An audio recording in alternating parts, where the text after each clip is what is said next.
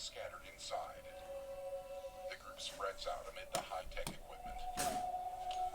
Amanda spots an open incubator filled with eggshells and picks up a piece. This is how you make dinosaurs? This is how you play God. Paul steps on a piece of shell and stops in his tracks. Meanwhile, a partially developed dinosaur hangs suspended in a tank of green liquid. Small wires are attached to its head and midsection. As Billy takes a picture of it, Amanda approaches. She slowly steps past two more embryo tanks. She stops in front of a third and stares through the green liquid at a full-grown raptor head. A long row of sharp teeth runs the length of its massive jaws. Amanda leans closer, squinting. The raptor's eyeball shifts.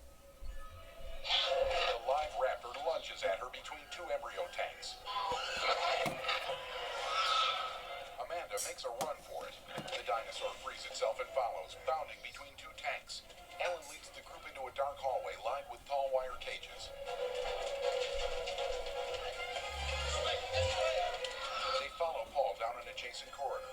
He races to a cage door and pulls at the handle. It's locked! As they turn around, the raptor skids to a stop at the far end of the hall. They split up and the raptor chases Billy and Amanda. As they pull a cage door shut, the raptor slams into it. Struggling to close the door, the humans push it against the creature. The raptor shoves the door inward. It hinges all the way back, trapping the two in a corner. The raptor looks upward. Amanda's gaze follows. The door doesn't reach the ceiling. The raptor starts to climb the cage with its claws.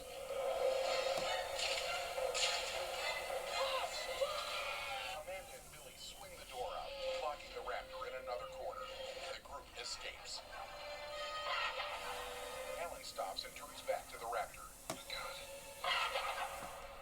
He's calling for help. Paul grabs him. As Alan and Paul run off, the raptor starts to climb to the top of the 9-foot door. Outside, Billy leads the others past the engine sign and into the deep forest. The raptor emerges from the building and stops on the front steps. In the jungle, 3 more raptors cock their heads.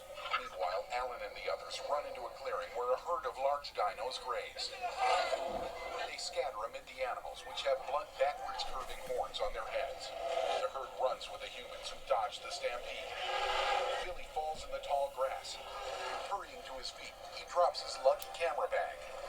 Behind him, Alan grabs it. As the horned dinosaurs race past Billy, he notices his bag is missing. Meanwhile, 2 raptors charge into the clearing. Alan stops short and looks toward the far edge of the field. Udesky turns for the trees and a stampeding dino knocks him to the ground. He stumbles to his feet and ditches his cumbersome backpack. Meanwhile, Paul and Amanda run for cover in the forest. They hop over a fallen trunk and climb up the gnarly bark of a thick tree. Udesky hurries after them, nervously checking over his shoulder. Facing front, he stops short. In the tree, Paul looks up. As Udesky crawls on his stomach, a raptor claw hooks into his back.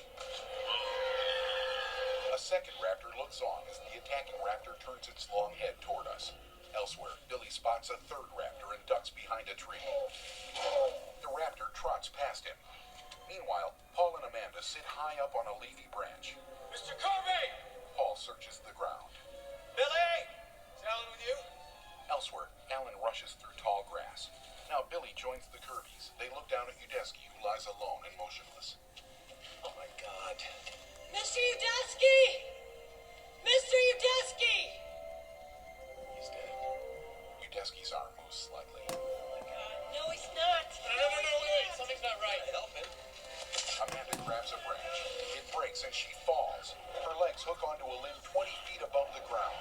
As she hangs upside down, 2 raptors jump up and snap their jaws inches from her face. Paul and Billy pull her to safety. The raptors stand guard at Udesky's body. They set a trap. They actually set a trap. Nearby, Alan peers through long blades of grass at the 2 guard raptors. What are you saying? What are you looking for? One raptor cocks its head and runs off. The other raptor takes Udesky's head in its mouth and gives it a violent twist, breaking the man's Amanda hides her face in Paul's